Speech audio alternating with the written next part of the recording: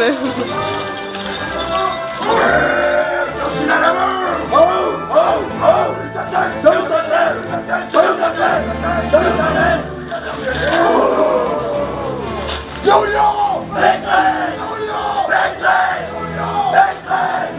le mec, il a de la voix.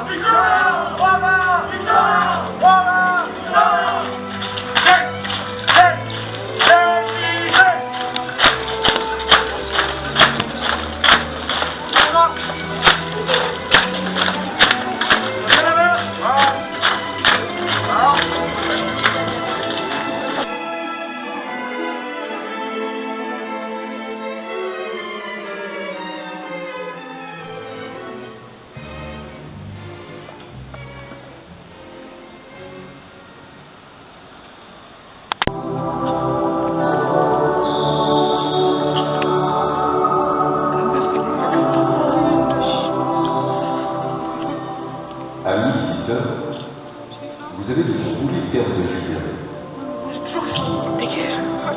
Ils sont situés dans ces îles, car à la fin de l'Antiquité, la première communauté chrétienne de la région a choisi ce monument, ruiné, pour y fonder son lieu de culte.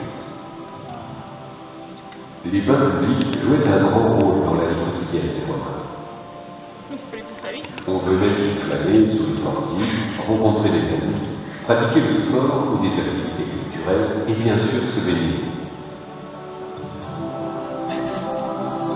Le bâtiment de Paul, comme vous avez souligné, était donc le centre d'un ensemble plus vaste, comportant des galeries et des salles annexes.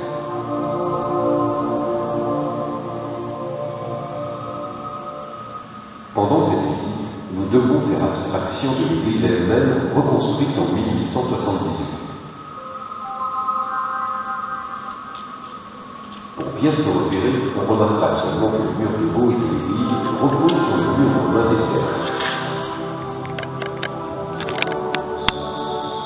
tandis que celui de droite est à l'extérieur du bâtiment antique.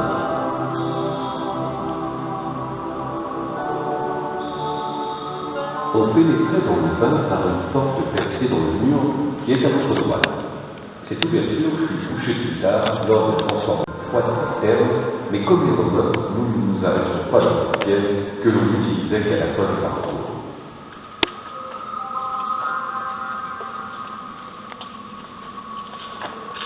Passons tout de suite dans la première salle chaude. Nous franchissons pour cela par l'imagination une cloison disparue, mais dont la trace existe encore au sol. Nous voici dans une seconde salle, qui est le début d'arrivée, c'est-à-dire la salle tiède où on se préparait au bain.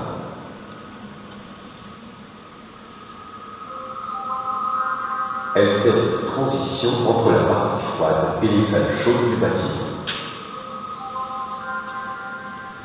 Les Romains ont mis au point un système de chauffage par circulation d'air brûlant sous les sols dans une fausse cave appelée hypocous.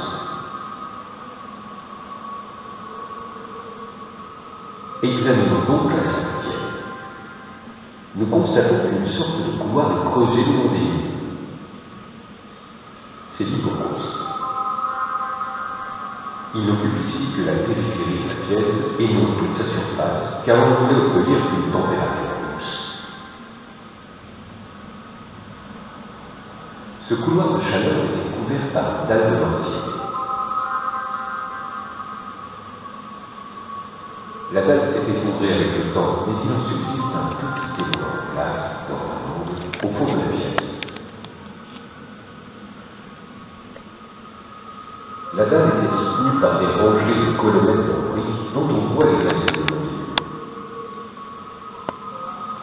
La paroi de gauche présente une curieuse alvéole ovale qui s'explique par l'effacement de l'onde murale sous l'action de la chaleur, là où il n'était pas protégé par la présence d'une pierre.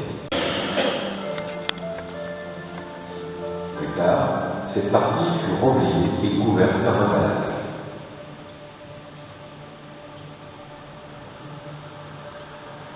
Un nouveau bâtiment fut construit vers la fin du IIe siècle au milieu de la salle. Il a conservé tout son pavage à schiste bleu et une dalle qui couvre ses flancs. Ce beau bâtiment est la partie la plus remarquable du monument.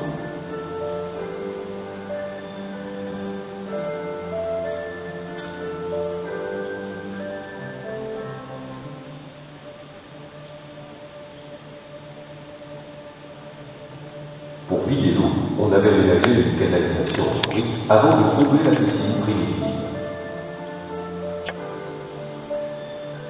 À gauche, la salle froide était accompagnée d'un autre bassin construit dans une abside demi-circulaire. Il est en grande partie masqué par les murs d'une chapelle médiévale dont la base de l'hôtel est encore en place.